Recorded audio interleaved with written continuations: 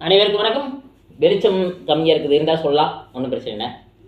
இப்போ cricket shot விளையாடுறோம். Cricket விளையாடும் போது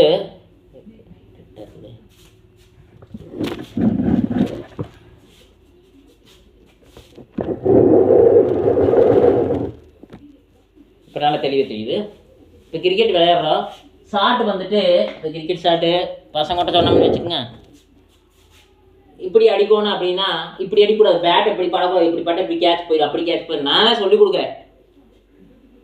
நான் கிரிக்கெட் விளையாடுவேன் சரிங்களா, ஸ்டோக்கும் போட்டு விளையாடுவேன். ஸ்டோக்கு தான் நம்மளோட மெயினாக, ஸ்டோக்கு தான் சரிங்க. அடிச்சாடுற ஆள் கிடையாது. ஏன்னா இந்த மாதிரி பாலை எப்படி அடித்தா கேட்ச் போனாலும் தெரியும். பெரிய கோச் கூட கற்றுட்டேன், நான் அங்கே போய் கற்றுட்டேன், அகாடமியில் கற்றுட்டேன். எங்கே கற்றுக்கிட்டாலுமே ஆடும்போது பேட்டோட தன்மை வந்து அடிக்கும்போது மாறுபடும். எங்கே கற்றுட்டா அந்த அவங்க சொல்லிக் கொடுக்குற ஷாட்டெல்லாம் ஆட முடியாது. அவங்க சொல்லிக் கொடுக்குற ஷாட் ஆடினோம்னா அவங்க ஒரு விதமாக பொசிஷன் சொல்லி கொடுத்துருப்பாங்க. இப்படி அடிச்சு இப்படி சிக்ஸ் போகு, இப்படி அடிச்சா போகு, இதில் இப்படி திருப்பும்பாங்க, இப்படி திருப்பும்பாங்க. அந்த நேரத்தில் உங்களுக்கு பேட்டை நீங்கள் பிடிச்சிக்கிற வேகம் தன்மை முதற்கொண்டு, பாலை கவனிக்கிற தன்மை முதற்கொண்டு இப்படி தட்டுறது சிரமமாக இருக்குது. அப்போ உங்களோட பாணியில் ஆடுவீங்க, அவங்களோட பாணியில் ஆடும்பொழுது பட்டு கூட கேட்ச் போயிடும் சரிங்களா. ஏன்னா பால் வர தன்மை, வேகமாக வர பால் எப்படி அடிக்கலாம், மெதுவாக வர பால் எப்படி அடிக்கலாம், நீங்கள் ஆல்ரெடி நெட்டில் ப்ராக்டிஸ் பண்ணியிருக்கலாம். ஆனால் அந்த நேரத்தில் அந்த கண்டென்ட்டில் வரக்கூடிய பால் பிச்சோட தன்மையை, குத்தி வரக்கூடிய பவுலிங் போடக்கூடிய குத்தி வரக்கூடிய தன்மை வேறு மாறுபடும் சரிங்களா. நார்மலாக ப்ராக்டிஸ் பண்ணும்போது ஒரு மாதிரி வரும், கிரவுண்டில் வரும்போது வேறு மாதிரி வரும், ரொம்ப ஃபாஸ்ட்டாக வரும், ரொம்ப மெதுவாக வரும். அது கணிச்சு ஆடும்போது மாட்டிக்கணும்.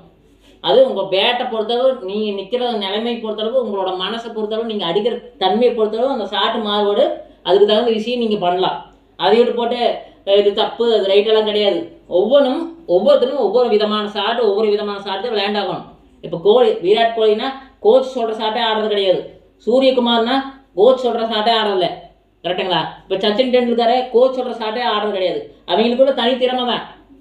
வீரேந்திர சேவாக்கும் அப்படிதான் பயங்கரமாக அடிக்கிற, அப்படி கோச் சொல்கிறதே கேட்டு ஆடினா அப்படியா. அவங்க சொல்லிக் கொடுக்குற நுணுக்கங்கள் சொல்லி தருவாங்க, அதன்படி நாம் ஆடணும், அவ்வளோதான். நம்ம ஒரு ஷாட் இப்படி ஆடக்கூடாது, அப்படி ஆடணும்னா அப்படியெல்லாம் இல்லை, அப்படியெல்லாம் இருப்பாங்க. நான் வந்து விளையாட்டு சொல்லிக் கொடுக்குற ஆளுதே. நான் அதாவது கிரிக்கெட் விளையாடுவேன், எனக்கு தெரிஞ்ச சொல்லிக் கொடுத்தேன். பசங்கள்ட்ட சொல்லிக் கொடுக்கும்போது நம்மளை கோச்சாக மதிப்பாங்க, அவ்வளோதான். எப்படி பொசிஷனு, எந்த மாதிரி நிற்கலாம், எப்படி ஆடலாம், எப்படி பண்ணலாம். நான் வந்து பயிற்சி கொடுத்துக்கிறேன். பசங்களுக்கெல்லாம் பயிற்சி கொடுத்து 3 மாதம் தொடர்ந்து பயிற்சி கொடுத்து அவங்களுக்கு ஓப்பன் வச்சு கிட்டத்தட்ட ஊட்டி டீமு, சிறுமுகை டீமு, எங்கள் லோக்கல் டீம் எல்லாமே ஸ்கூல் பசங்க கூட தான் விளையாண்டாங்க. 3 டைம் கப் அடிச்சுக்கிறாங்க. ஒன்று 30 ஓவர் கிரிக்கெட்டுக்கு கப் அடிச்சுக்கிறாங்க. டெஸ்ட் கிரிக்கெட் ஒன்று வச்சு 60 ஓவர் கிரிக்கெட் அது ஒரு கப் அடிச்சுக்கிறாங்க. 2 ஓவர் கிரிக்கெட் ஒரு டைம் கப் அடிச்சுக்கிறாங்க. ஒரு டைமு இது பொங்கலுக்கு ஒரு டைம் வச்சுக்கு அதில் அடித்தாங்க. தீபாவளிக்கு ஒரு டைம் வச்சுட்டு அதில் அடித்தாங்க. இடையில இந்த கொரோனா டைமில் இடையில மேட்ச் வச்சு அவங்களுக்கு பயிற்சி கொடுத்து அடித்தாங்க. இது ஆக்சுவலாக பார்த்தீங்கன்னா இந்த இந்த ஆக்சுவலாக பார்த்தீங்கன்னா கொரோனா பீரியடு, அந்த பீரியடில் தான் மேக்ஸிமம் எல்லோரும் வந்தாங்க. அதுக்கு பயிற்சி கொடுத்து அவங்க சக்ஸஸ் ஆகிட்டாங்க. நிறைய மோட்டிவேட்டு, சும்மா ஒரு பசங்களை வர வைக்க முடியும். இப்போ இருக்கிற காலகட்டத்தில் மொபைல் எடுத்தால் எந்திரிக்கவே மாட்டேங்கிறாங்க. அப்படி இருக்கிற காலத்தில் நம்ம வந்து அவங்களுக்கு பசங்களுக்கு மோட்டிவேஷன் கொடுத்துட்டே இருந்தோம் டெய்லியுமே. கிரிக்கெட்டில் மேக்ஸிமம் ஒரு பயிற்சி கிரிக்கெட்டுன்னே எடுத்துட்டோம்னா என்ன பண்ணுவாங்க, நிறைய பேர் விளையாண்டு வந்தால் கொடுத்துருவாங்களா. நான் டெய்லி விளையாட அவனை யாருன்னு நோட் பண்ணிடுவேன். நோட் பண்ணிவிட்டு அடுத்த நாள் அதுக்கடுத்த நாள் கூப்பிட்டு இவங்களுக்கு இந்த ப்ரைஸு, இவங்களுக்கு இந்த ப்ரைஸுன்னு சொல்லிட்டு சும்மா கொடுக்கக்கூடாது. நான் வந்து ஸ்போர்ட்ஸ் பிளேயர், அத்லெட்டு சரிங்களா. சும்மாவெல்லாம் ப்ரைஸெல்லாம் தரமாட்டேன். பார்ட்டிசிபேட் ப்ரைஸ் கூட என்னால் கொடுக்க முடியாது, நான் தரமாட்டேன். நான் அதில் வந்து ரொம்ப எதிர்ப்பு பார்ட்டிசிபேட்டுக்கு. இது ஆக்சுவலாக பார்த்தீங்கன்னா நான் வந்து எதுக்கு கொடுப்பேன்னா, ஒரு நல்ல பெஸ்ட்டு கேட்ச் பிடிச்சா கொடுப்பேன், ஓடி போய் பிடிச்சா கொடுப்பேன். ஒரு 20 மீட்டர் 25 மீட்டர் ஓடி போய் பிடிக்கிறது கரெக்டாக ப்ராக்டிஸ்க்கு அட்டனன்ஸ் வந்தால் கொடுப்பேன். கரெக்டாக வார்ம் அப் பண்ணால் கொடுப்பேன். சரியாக பண்ணுறானான்னு கொடுப்பேன். மோட்டிவேட்டு, அவனை பார்த்து வேற நிற்பான், அவனை பார்த்து கற்றுக்குவேன். இந்த மாதிரி ஒரு பை அட்டனன்ஸு கேப்டன், டீம் கேப்டன் அட்டனன்ஸுக்கு தனியாக கிஃப்ட் கொடுத்துக்குறோம், கம்பல்சரி வந்துடுவான். நல்ல ஆல்ரவுண்டரு, அவனே ஆளாக இணைச்சி அவனே பண்ணிட்டு கிட்ட 11 பேரும் அவன் கையில் வந்து ஒரு டீமு வந்து உருவாக்குனது அவன் ஆகிட்டான். ஒரு நம்பிக்கை வைக்கணும், பையன் நல்லா பண்ணுவான்னு சொல்லிட்டு. அப்புறம் ஆட்டோமேட்டிக் அவனுக்கு நம்பிக்கை வரும். ஆல்ரவுண்டர் கேட்டகிரியானா ஃபஸ்ட் உள்ளே வரும்போது பவுலிங்கே போட தெரியாது, நல்லா பயிற்சிக்கும் போது பவுலிங் போட்டு போடனேன். சரி நல்லா பவுலிங் போடுறானே, பேட்டிங் கொடுத்தா பேட்டிங் சூப்பராக பண்ணேன். ஃபீல்டிங் பண்ணேன். அவனால் தூக்கி கேப்டனாக போட்டோம். 10வது படிச்சுட்டு இருந்தேன். கேப்டனாக போட்டோம். அப்புறம் நாளாக அவனே பார்த்தீங்கன்னா ரொம்ப இன்ட்ரெஸ்ட் ஆகிட்டு எல்லாத்தையும் 11 பேர்த்தையும் கூப்பிட்டு மொத்தம் 15 பேர்த்தையும் கூப்பிட்டு டெய்லியுமே வர வச்சு ப்ராக்டிஸ் பண்ணேன். எங்களோட பயிற்சி எப்படி இருக்குன்னா 60 ஓவர் கிரிக்கெட் டெய்லி பயிற்சி செய்வோம். Daily 60 over cricket. அது நான் எப்படி விளையாடுவேன்னா டெஸ்ட் மேட்ச் மாதிரி விளையாட சொல்லுவேன். அது எப்படி டெஸ்ட் மேட்ச் மாதிரி விளையாட சொல்கிறேன்னா, அதாவது வந்து பார்த்தீங்கன்னா ஆக்சுவலாக மொத்தம் 13 பேர் எடுத்துக்கிறது. எல்லோரும் இங்கே நிறைய பேர் டீமை பிரித்து தான் விளையாடுறீங்க. டீமை பிரித்து விளையாடாமல் பயிற்சி எப்படி செய்யணும்னா, நாங்கள் டென்னிஸ் பால், பூஸ்ட் பால், க்ரீன் கலர் டென்னிஸ் பால் தான். ஸ்டெம்பர் பால் நாட்டால் ஓடு. ஸ்டெம்பர் பால் 60 ஓவர் விளையாடுறது கஷ்டம். கிரிக்கெட் பாலும் விளையாடுறது கஷ்டம்னா விளையாடலாம். ஏன்னா பசங்க இப்போ அந்த கார் பாலில் விரும்புறதில்ல, அடிபட்டுன்னு பயப்படுறாங்க. இப்போ டென்னிஸ் பால்னால் பேடு கட்ட தேவையில்லை, சில பாதுகாப்போடு விளையாடலாம். இது ஆக்சுவலாக பார்த்தீங்கன்னா டென்னிஸ் பாலில் நான் என்ன 13 பேர் டீமுக்கு 13 பேர்த்து எடுத்துக்கிறது. கீப்பரு ஒரு பவுலரு, கரெக்டுங்களா? கீப்பரு ஒரு பவுலரு. அப்போ வந்து பவுலிங் போட்டே இருப்பாங்க. அப்புறம் எதிர் டீம் என்ன கிடையாது. இந்த 13 பேர்த்துக்கிட்டே அப்படி ரொட்டேஷன் ஆகிக்கிறது.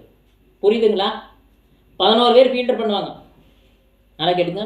11 பேர் ஃபீல்டிங், கீப்பிங், பவுலிங்கில் நான் ஸ்ட்ரைக். பேட்டிங் பண்ணுறவன் 2 பேர், ஒருத்தர் பேட்டிங் பண்ணுறான், ஒருத்தர் நான் ஸ்ட்ரைக் நிற்கிறான். 2 பேர் தவிர 11 பேர் ஃபீல்டிங் நிற்பாங்க. அவங்க 2 பேர் அவுட் ஆவாங்க தெரியுங்களா?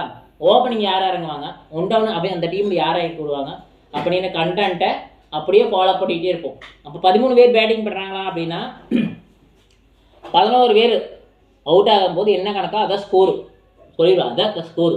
அதுக்கு மேலே ஸ்கோர் இல்லை, எக்ஸ்ட்ரா. அப்போ டீமை வந்து பலப்படுத்துறது. அதில் வந்து ஒரு 2-3 பிளேயரை ஒரு டெஸ்ட் பிளேயராகவே உருவாக்கியாச்சு. ஒரு மேட்ச் வந்துட்டு ஊட்டி டீம் வந்துச்சு. அப்போ பார்த்தீங்கன்னா கிட்டத்தட்ட ஃபஸ்ட் ஓவர் அவுட் ஆகிட்டா, ஒரு பையன் அவுட் ஆகிட்டா. இந்த பையன் வந்து ஓப்பனிங் 1 டவுன் ஒருத்தர் வந்தான், ஓப்பனிங்கில் ஒரு பையன் வந்தான். இந்த 2 பேர் நின்று கிட்டத்தட்ட ஃபஸ்ட் ஓவர்லேயே 4வது பால் 5வது பால் அவுட் ஆனான், ஃபஸ்ட் விக்கெட்டு.